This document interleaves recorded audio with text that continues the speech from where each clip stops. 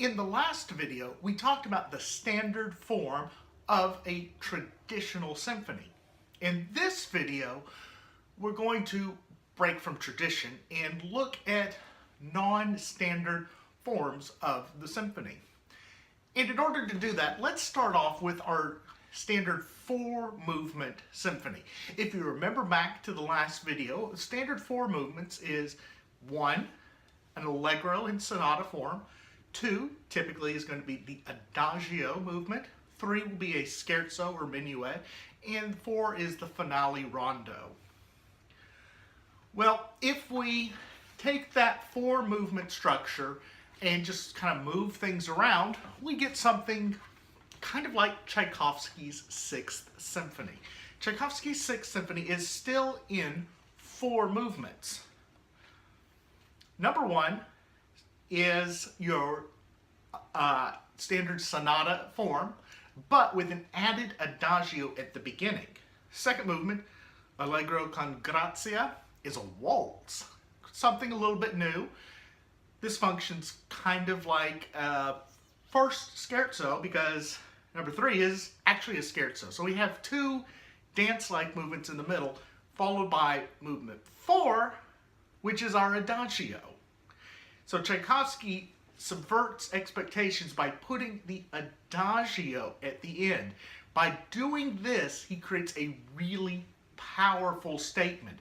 This symphony now becomes a piece of great emotion, hence the name pathétique. And we are left with just this gut punch at the end from this heart-rending adagio.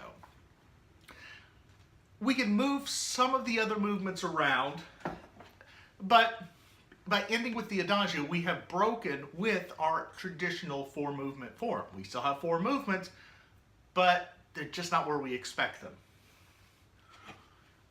Of course, more commonly, to break tradition, we'll add a movement. And probably the simplest example of that is Beethoven's Sixth Symphony, the Pastoral. In this symphony, we have our traditional 4 movements, but 1 has been added in. In this case, Beethoven adds in a short little movement entitled The Storm.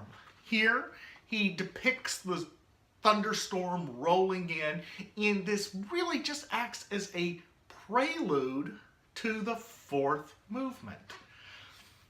So it's like the 4th movement has been broken into 2 separate parts, but Beethoven calls it 5 movements. The 5-movement form is perhaps the most commonly seen variation on the symphonic form. I get back to the term from the last video of catharsis. In the 5-movement form, we actually end up having more cathartic moments than you will in the 4-movement form, and here's why. Between movement 1 to 2, we go from our Allegro to our Adagio. That's one catharsis. Then we go from the Adagio to the Scherzo, a second catharsis. In the 5-movement form, we now go Scherzo to second Adagio. This is a big change with this additional adagio. Then we go adagio into the final allegro. This means that instead of having the scherzo butt next to the final allegro, we put something in between to break it up. This works particularly well. In fact, I've always found that this mirrors the form that Shakespeare used in his plays. His plays are almost always in 5 acts, each one cathartic to the next. With the standard 4-movement symphony, we lack that complete catharsis between movements 3 and 4. By adding in a second adagio, it works surprisingly well.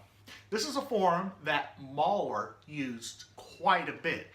Look at Symphony number 2. We have the additional 4th movement, the Irrlicht, and we have this be a song. In Symphony Number 5, we have the heart-rending Adagio. Expounding from 5 movements, symphonies with 6 movements become much less common. Mahler's Third Symphony is a good example of this. In each of these movements is something very different, and you really can't compare the 6-movement form to the 4-movement form anymore.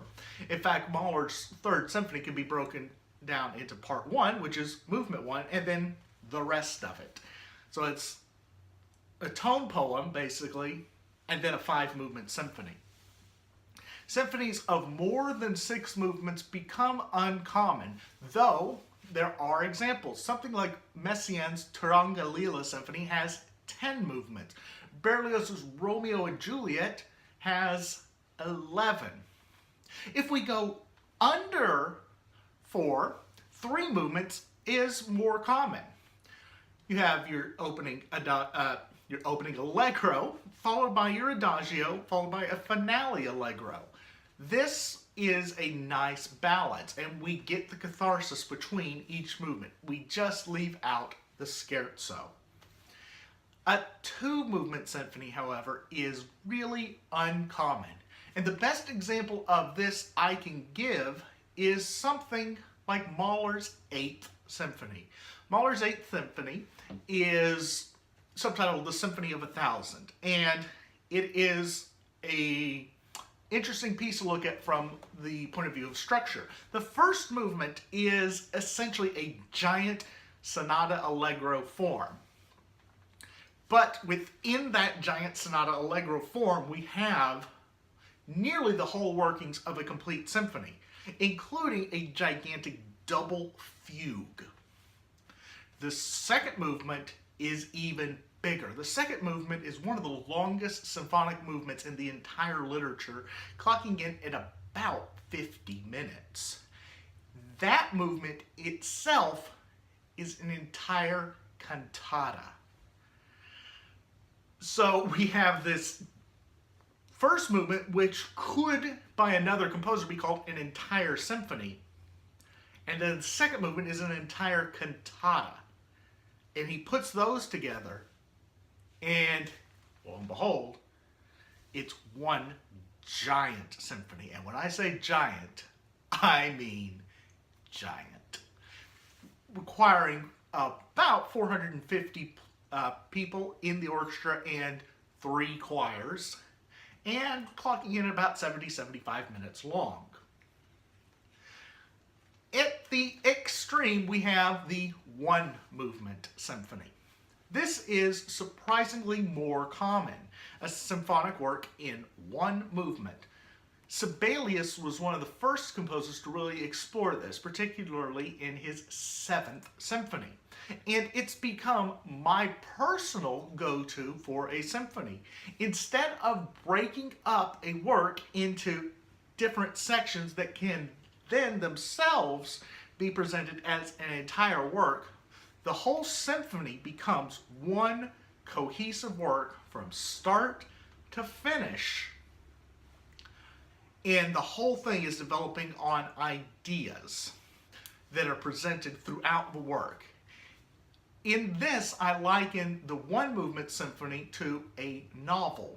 It's an entire self-contained work that we have constant characters, constant themes going through the whole work. It's a little bit more difficult medium to work with, in particular when you try and expand it out, because when we are dealing with shorter movements, it's easier to craft a short 5 to 7 minute movement than it is to craft an entire work that is 4 times that long or more. Of course, there are a myriad of examples that I have not covered, and I'm sure you can think of some.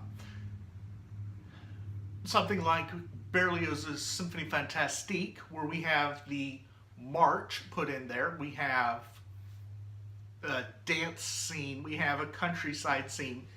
It doesn't fit into your traditional format.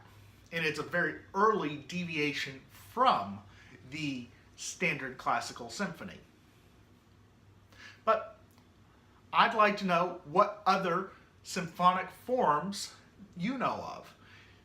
We've talked about the 1 movement, the 2 movement, 3 movement, 4 movement, 5 movement, 6, and more. But of course, there are others.